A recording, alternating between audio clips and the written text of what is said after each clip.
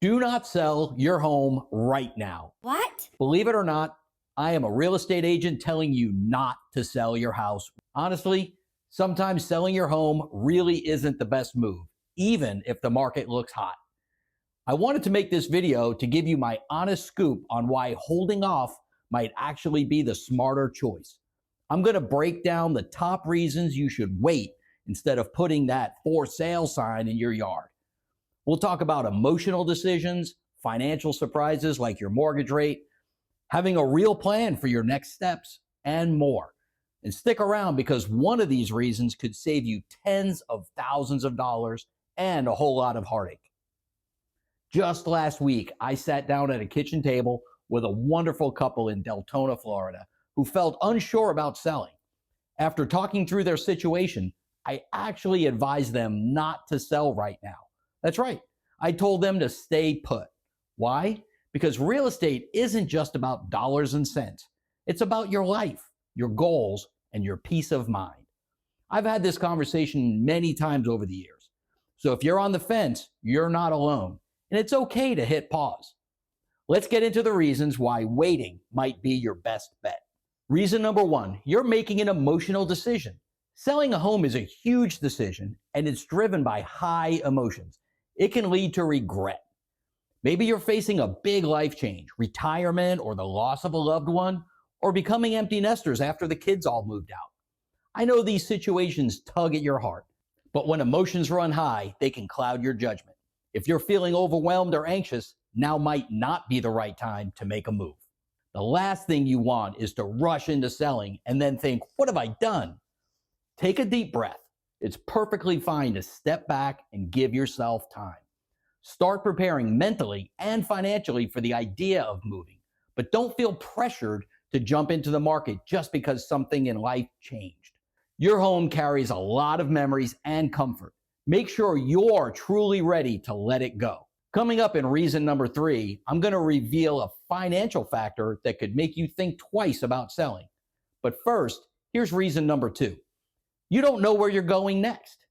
One of the biggest issues I see these days is homeowners itching to sell without a solid plan for what's next. Maybe you dream of downsizing to a smaller home or moving closer to the grandkids. Those are great goals, but have you checked whether that ideal next home is actually out there waiting for you? Here in Florida and many places right now, the kind of home you might want next, say a cozy one-story with a small yard, maybe a 2-car garage, that could be hard to find. Some places inventory is tight, especially for popular downsizer-friendly and starter homes. I've seen folks sell their house quickly, that's great, but then they have nowhere to go. That's not so great. They end up in a frantic scramble overpaying for a new place they don't love or renting while they live out of boxes. That's no fun. So before you even think about selling, do some homework on your next step. Visit neighborhoods, browse listing for that condo or smaller house you have in mind, and make sure it exists in your price range. Don't sell your home and wind up feeling stuck or regretful because you can't find the right next home. And by the way, if you need help figuring out your next move, I've got you covered. I put together the free Sunshine State Home Seller's Handbook that not only helps you prep your current home, but also has tips on planning where to go next. Feel free to grab it. Scan the QR code on the screen. It's helped a lot of homeowners map out their game plan so they're not jumping in blind. Reason number 3, you haven't run the numbers. In the past few years, the housing market was on fire and interest rates were at the rock bottom. But here in 2025, things have changed. Interest rates are much higher today than the sweet 2 or 3% you might be sitting on right now with your current mortgage. If you sell and then buy a new home, you could end up with a mortgage rate that's 2 or 3 times what you have, meaning a much bigger monthly payment, even for a smaller place. I've met many homeowners who are shocked to realize, wait, if I downsize from a 4-bedroom home to a 2-bedroom, why would my monthly cost go up? Well, because your new loan is at 7% instead of 3%. That smaller home can actually cost you more per month. Plus, consider property taxes or insurance changes in a new location, especially here in Florida with higher insurance costs. That's a whole nother conversation. Bottom line is you need to crunch those numbers carefully. Does selling and buying again actually make financial sense right now? Also, think about the hidden cost of downsizing. For example, many people assume that a 2,000 square foot single story home will be easy peasy compared to their 2,500 square foot two story. But if that smaller home has a main floor master suite, it might use space less efficiently and actually feel tighter than you expected. The key is to run all the numbers: new mortgage, new taxes, insurance, upkeep, maybe HOA fees if you're moving into a condo, and maybe even moving expenses. If the math isn't mathing and doesn't clearly improve your situation, there's a sign to pause. By the way, stay with me here because the last reason I'm going to cover, reason number 5, it's a subtle mistake that I've seen even smart homeowners make. It's a bit of a mindset trap, and it can quietly derail your whole home sale plan. So don't miss that one. But first, reason number 4, you don't have a buy-sell game plan. Selling one house while buying another is like a high wire act. There are lots of moving parts: coordinating closing dates, financing 2 transactions, temporary housing if things don't line up perfectly. Honestly, it can turn into a stressful mess if you're not prepared. If you don't have a clear plan for handling the timing and logistics of selling and buying, you could end up, say, selling your home and having a 2-week gap before you can move into the new one. Where do you live in the meantime? Or maybe you can qualify for a new mortgage while carrying the old one. Have you checked with your lender on that? These are big questions. I always tell my clients, if you are serious about selling and buying, let's map it out early. Talk to a good lender about what you can qualify for. Can you buy your next home before selling this one? Or do you need to sell first to get that cash out? Should you consider a rent back agreement where after you sell, you rent your old home from the new owner for a month or two? There are solutions, but you need to explore them before you put your house on the market. The takeaway here is, without a solid buy-sell plan, the process can easily spiral into chaos. And nobody needs that kind of stress, especially not during a move. So if you haven't plotted out exactly how you're going to transition from one home to the next, there's a strong reason to slow down and plan first.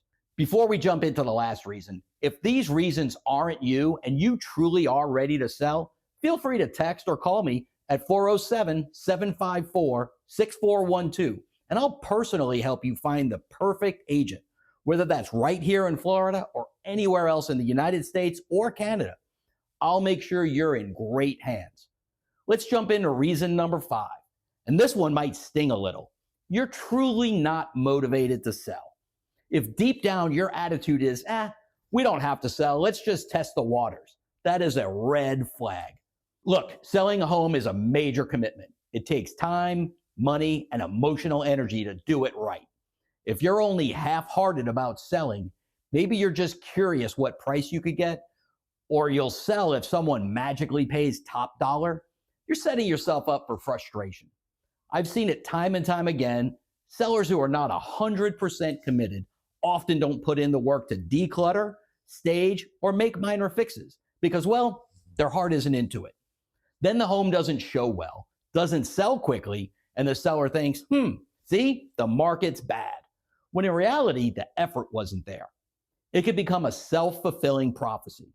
My honest advice, if you don't need to sell and you're not fully on board with the idea, it might be best to stay put for right now. There's nothing wrong with that. Wait until your situation or your mindset changes. When you have a strong motivation, you'll approach the process with the determination it requires, and you'll likely get a much better result.